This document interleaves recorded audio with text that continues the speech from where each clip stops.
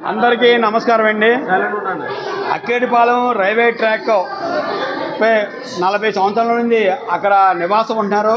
పెంకుటిళ్ళు, అలాగే స్లాబ్లు ఉన్నాయి, అలాగే రేకుల చెట్లు ఉన్నాయి. కాబట్టి ఆ నివాసం 30 సంవత్సరాల నుంచి ఉంటున్నారు. 30 సంవత్సరాల నుండి 2013లో అక్కడ మంచినీటికి సంబంధించిన ట్యాపులు వేయడం జరిగింది. ఆ మున్సిపల్ ట్యాపులకు సంబంధించి 3 నెలల క్రితం అన్యాయంగా దుర్మార్గంగా తొలగించారు. ఇప్పుడు 2013లో ఎవరైతే చంద్రబాబు నాయుడు ముఖ్యమంత్రి ఉన్నారో అప్పుడు అవి వేశారు. అప్పటికి ఇప్పటికి తేడా ఏంటి?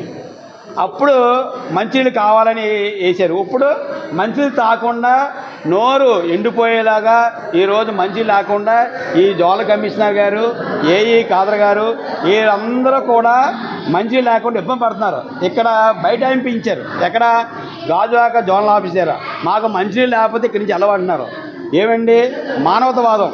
చంద్రబాబు నాయుడుగా ప్రెస్ మీట్ పెట్టి 48 సిండికేట్లు ఉన్నాయి, అలాగే మొత్తం అందరూ కూడా ఈరోజు ఎండకి ఇబ్బంది పడుతున్నారు, మీరు అందరూ కూడా యోగంగా క్షేమంగా ఉండాలి, మీరు ఎవరు కూడా ఇంట్లోంచి బయట రాకన్నారు.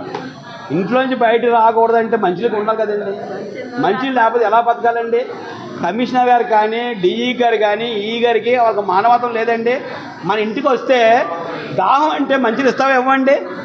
అలాంటిది ఒక ప్రభుత్వము ఈరోజు జీవీఎంసీ మంచినీళ్ళు లేకుండా నిర్దాక్ష్యంగా 40 కనెక్షన్ కట్ చేసింది. ఏంటిది అన్యాయం? ముఖ్యంగా ఏంటంటే ఎలాగా ఎవరికై చెప్పా చేయకుండా ఎవరైనా డమ్మి చేస్తారో అలా కట్ చేసి మేము మంచినీళ్ళు ఇవ్వం. అలాగే మీరు ఏ రకంగా ఇబ్బంది పడినా మాకేం సంబంధం లేదు, రూల్స్ ఒప్పుకోవట్లేదు అన్నారు. రూల్స్ ఎక్కడున్నాయండి? ఎంతమంది ఎన్ని కాలనీల్లో ఎవరో ఎంతమంది మున్సిపల్ ట్యాక్స్ కడుతున్నారు, ఎంతమంది వాటర్ ట్యాక్స్ కడుతున్నారు, పెద్ద అందరికీ కూడా నీళ్ళు ఇస్తున్నారు. స్విమ్మింగ్ పూల్కి ఇస్తున్నారండి, ఆ లెక్కలు ఉన్నాయి. స్విమ్మింగ్ పూల్కి ఎమ్మెల్యే గారికి, అలాగే పెద్ద అధికారులకి వాళ్ళ స్విమ్మింగ్ పూల్కి మాత్రం వాటర్ వస్తుంది. సామాన్యులు తాగడానికి మాత్రం మీకు అనేక రకాల ఇంటి పన్ను లేదు, మీకేమో ట్యాక్స్ లేదు, మీకేమో కులా లేదు.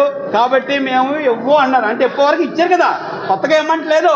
15 సంవత్సరాలు పెట్టి నీళ్ళు తాగేదాన్ని అన్యాయంగా కట్ చేయడం చాలా అన్యాయం, చాలా దుర్మార్గం. ఇప్పుడు జోనల్ కమిషన్ కూడా ఏమన్నా రూల్స్ పాటించమన్నారు. రూల్స్ ఎక్కడ పాటిస్తారండి? అప్పుడు మీ టీడీపీ అధికారులు ఉన్నప్పుడు అక్కడ జోనల్ కమిషనర్ ఉన్నారు, అప్పుడు వేశారు. డిఈ గారు ఉన్నారు, అప్పుడు వేశారు. ఎవరో అధికారులు, వాళ్ళు సస్పెండ్ చేయాలా?